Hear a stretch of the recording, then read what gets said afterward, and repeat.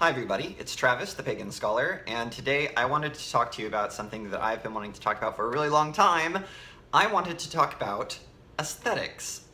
I know there are many people out there who have thought about it a lot longer than I have and have read so many more books than I have. I recognize and admit my full ignorance on the topic, but I have my own personal gnosis, idiosyncratic, anecdotal evidence. All of these words are just basically personal interpretations of what aesthetics is and what it means to me. But before I really get into it, I'm just gonna lay out the things that I do want to talk about. I want to talk about aesthetics, I want to talk about Genius Loci, and I want to talk about Zeitgeist and how they all come together in this very strange Mod Podge idea that is aesthetics in my head. Aesthetics is basically an appreciation of art. So we get the word aesthetics from the Greek word aesthetikos, which is sense, perceive, sensory perception, and that word comes from a word that I don't know how to pronounce, but aesthenomai translates to I perceive, feel, sense. So aesthetics is being able to perceive and understand the world around you. It is usually applied to art and the study of why we think things are beautiful, why we find things aesthetically pleasing. An aesthetician is a person who is concerned with the beautification of the body. Aesthetics is the appreciation of art, of beauty, things like that. However, I have a more contemporary and again, personal usage of the word aesthetic, which I will get to after I talk about Genius Loci and Zeitgeist. Genius Loci is a classical Roman term for a guardian spirit of a place. More contemporary or occult or kind of folkloric usages of Genius Loci, it points more to the spirit of a place. So it's an idea of again, spirit is kind of up for debate, but because we're witches and pagans, we like the idea of a physical, separate, individuated spirit, so let's go with that. It's a collective idea of a place. It is a physical location, and I'm really emphasizing place and physical spot on the map because of later things that I'm going to say. But it's the collective energy, be it in a physical manifestation of a spirit if you want, or in a more metaphorical kind of poetic idea of all of the weight behind a place. I was kind of brought to this idea by Athena Beth Black, who just did a video on can you sense the Genius Loci of certain places. She brought it up when she was traveling down certain roads, and I think that that's a really powerful experience to do, to travel down a place and recognize this place has an atmosphere about it. It has a collection of energies and ideas that are affecting me negatively or positively. And so I think that the idea of a Genius Loci is still pertinent whether we believe in a physical, individuated, personalized idea of spirits or if it's just a collection of energies, because regardless of what's happening, something is still happening when we come across a place that we get a foreboding sense of or a welcoming sense of. That would be the contemporary idea of a Genius Loci today.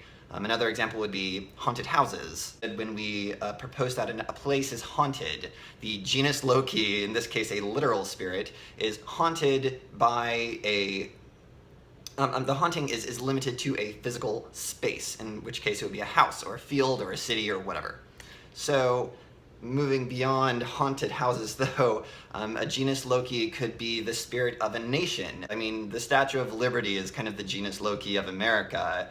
I believe the Marianne is the kind of the equivalent of our Statue of Liberty, but for France. So yeah, we've got this idea of a spirit, an identity, a collection of ideas that are bound to a place.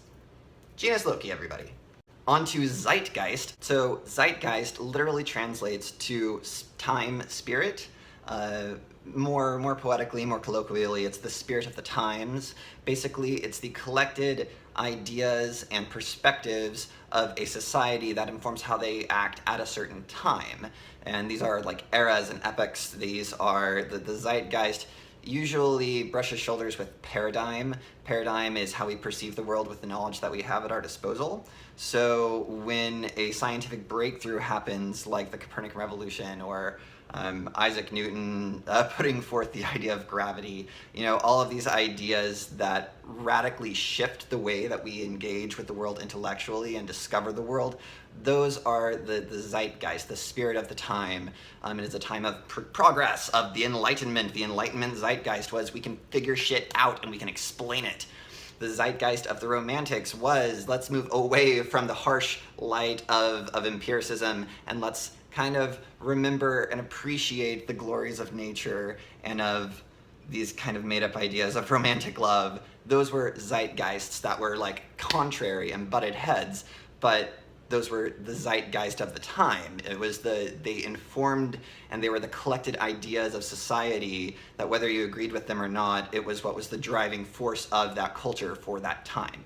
So what I would like to propose is that aesthetics is actually kind of the child, or maybe the product of the Genius Loci and Zeitgeist. So we have a spirit of a place and we have a spirit of a time, and you put those two things together, and the child grown between them is aesthetic. So aesthetic, whenever I use it in my discourse, whenever I'm saying, oh, the aesthetic of this is that, I'm referring to context. I'm referring to a set of themes, of symbols that are all related and that fit together and mesh together because they're all related to a specific time and a specific place. We could get into a lot of different examples, but usually, like I said, aesthetic is applied to art, but I would like to suggest that aesthetic can actually be applied to a variety of different things in our lives, but intellectually, aesthetic is how we navigate the world around us and how we navigate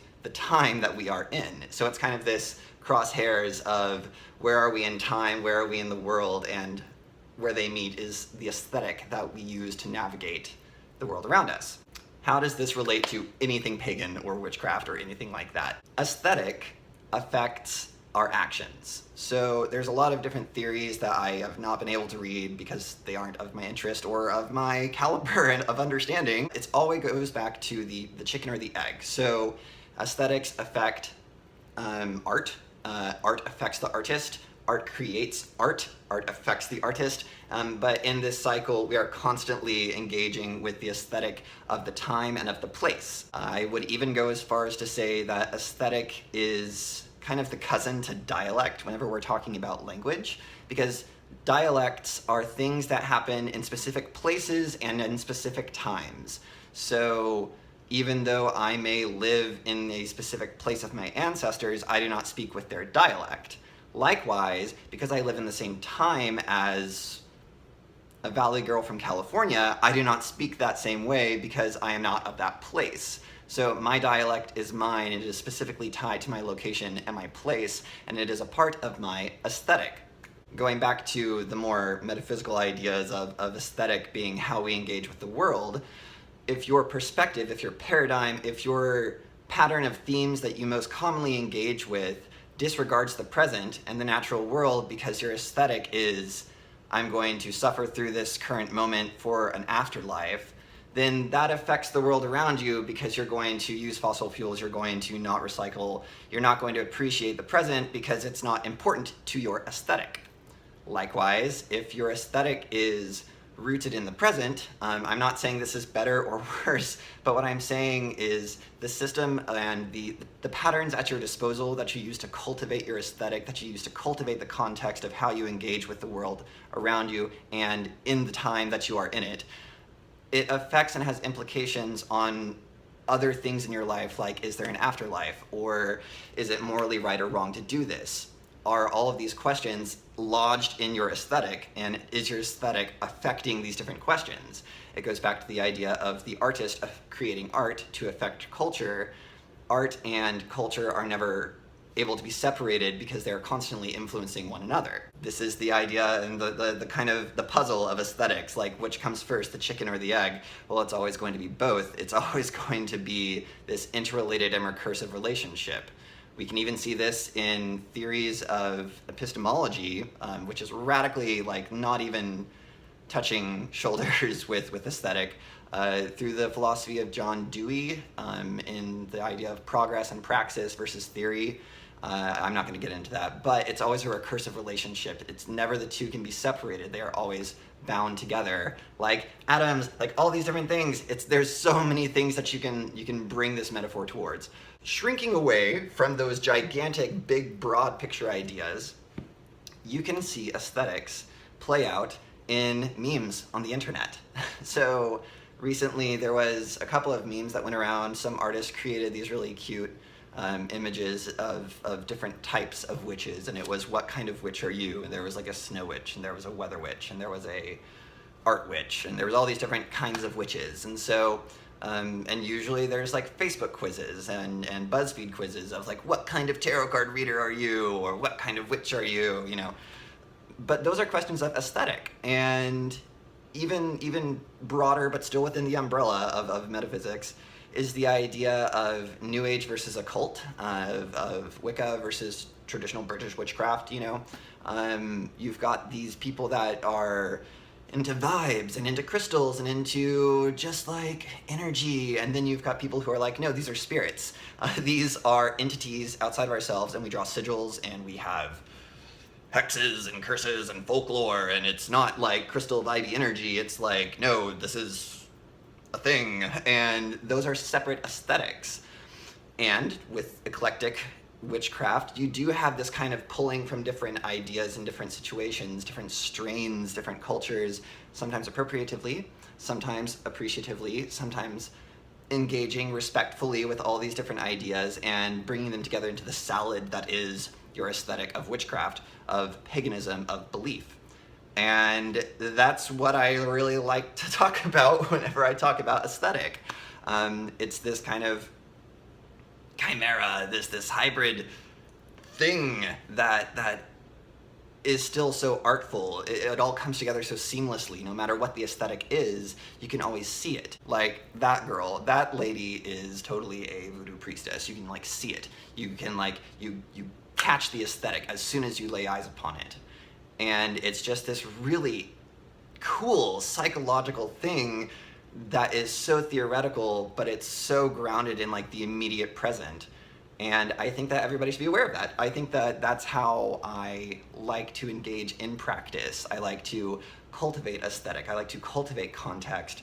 And I like to say, through what paradigm am I viewing the world right now? And how is that benefiting me? How is that benefiting the world? How is that benefiting other people? Is this a pleasant aesthetic? Is it aesthetically pleasing? You know, is this spiritually aesthetically pleasing? It's basically how to navigate the world around you. I know I've said that like a million times, but yeah, that's my take on aesthetic. That was really fast and kind of a punch in the face intellectually, I'm sorry, but I get excited about these really like high up here topics. And I really hope that I made sense whenever I was talking about it. I would love to hear your thoughts on aesthetic, on Genius Loci, on Zeitgeist, on any of the barrel cannonball of words that I've said in this video. But if you caught anything that caught your attention, then please let me know in the comments below. I love reading comments, and I hope to engage in a conversation of aesthetic. So thank you so much for watching, everybody, and as always, merry meet, merry part, and merry meet again.